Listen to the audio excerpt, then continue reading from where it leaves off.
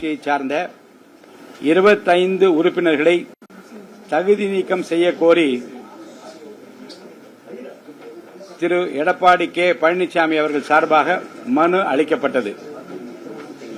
27/5/2024 அன்று பேரவைத் தலைவர் அலுவலகத்திற்கு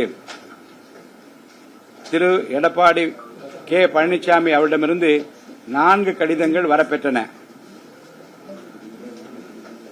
மாண்புமிகு உறுப்பினர் திரு எடப்பாடி கே பழனிசாமி அவர்கள் தன் முதல் கடிதத்தில் தீர்மானத்திற்கு ஆதரவாக வாக்களித்த அனைத்திந்திய அண்ணா திராவிட முன்னேற்றக் கழக சட்டமன்ற கட்சியை சார்ந்த 5 உறுப்பினர்களும், அதேபோன்று 2வது கடிதத்தில் 14 உறுப்பினர்களும், 3வது கடிதத்தில் மாண்புமிகு உறுப்பினர் திரு பாலகிருஷ்ண ரெட்டி அவர்களும், 4வது கடிதத்தில் மாண்புமிகு உறுப்பினர் திரு சி.வி. சண்முகம் அவர்களும் ஆக மொத்தம் 21 உறுப்பினர்கள் அளித்த விளக்கத்தையும் அவர்கள் வெளிப்படுத்திய மனமார்ந்த வருத்தத்தையும் கருத்தில் கொண்டு கட்சியின் பொதுச் செயலாளர் என்ற முறையில் மாண்புமிகு உறுப்பினர் திரு எடப்பாடி கே பழனிசாமி அவர்கள் அந்த வாக்களிப்பை மன்னித்துள்ளதாகவும், அதன் விளைவாக 10வது அட்டவணையின் பத்தி 2(1)(b)யின் கீழ் அளித்த அந்த 21 உறுப்பினர்களுக்கு எந்த தகுதி இழப்பும் ஏற்படவில்லை என்று மாண்புமிகு உறுப்பினர் திரு எடப்பாடி கே பழனிசாமி அவரிடமிருந்து வரப்பெற்ற கடிதங்களில் தெரிவிக்கப்பட்டிருந்தது.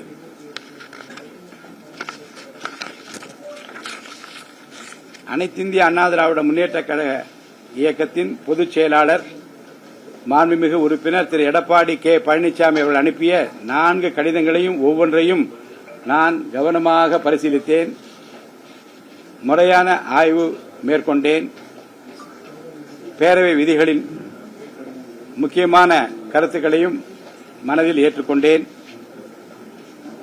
இறுதியில்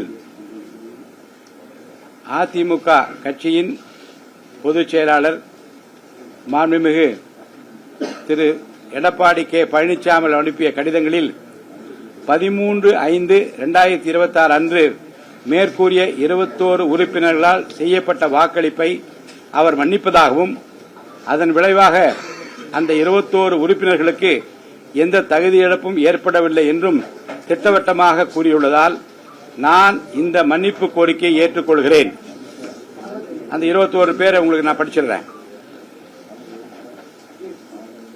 மாண்புமிகு உறுப்பினர் திரு எஸ்.எஸ். சுகுமார் ஆற்காடு, மாண்புமிகு உறுப்பினர் திரு என்.எஸ்.என். நடராஜ் காங்கேயம், மாண்புமிகு உறுப்பினர் திரு ஹரிபாஸ்கர் அந்தியூர், மாண்புமிகு உறுப்பினர் திரு மோகன் பண்ருட்டி, மாண்புமிகு உறுப்பினர் ஜே. திலீபன் ஜெய்சங்கர் சங்கரன் கோயில் தனி, மாண்புமிகு உறுப்பினர் திரு நத்தம் இரா விஸ்வநாதன் நத்தம், மாண்புமிகு உறுப்பினர் திரு எஸ்.பி. வேலுமணி தொண்டாமுத்தூர், மாண்புமிகு உறுப்பினர் திரு கே.பி. அன்பழகன் பாலக்கோடு, மாண்புமிகு உறுப்பினர் திரு ஆர். காமராஜ் நன்னிலம், மாண்புமிகு உறுப்பினர் திரு சி. விஜயபாஸ்கர் விராலிமலை, மாண்புமிகு உறுப்பினர் திரு எம்.ஆர். விஜயபாஸ்கர் கரூர், மாண்புமிகு உறுப்பினர் திரு கே.சி. வீரமணி ஜோலார்பேட்டை, மாண்புமிகு உறுப்பினர் கோ. ஹரி திருத்தணி, மாண்புமிகு உறுப்பினர் அருள்மொழி தேவன் புவனகிரி, மாண்புமிகு உறுப்பினர் திருமதி லீமா ரோஸ் மார்டின் லால்குடி, மாண்புமிகு உறுப்பினர் கு.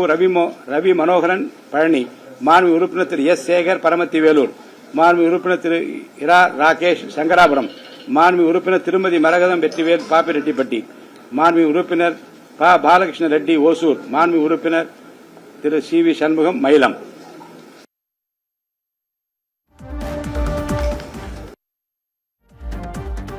கட்சியின் பொதுச் செயலாளர் மாண்புமிகு உறுப்பினர் திரு எடப்பாடி கே பழனிசாமி அனுப்பிய கடிதங்களில் 13/5/2026 அன்று மேற்கூறி 21 உறுப்பினர்களால் செய்யப்பட்ட வாக்களிப்பை மன்னிப்பதாகவும், அதன் விளைவாக அந்த 21 உறுப்பினர்களுக்கு எந்த தகுதியும் இழப்பும் ஏற்படவில்லை என்று திட்டவட்டமாக கூறியுள்ளதால் நான் இந்த மன்னிப்பு கோரிக்கையை ஏற்றுக்கொள்கிறேன்.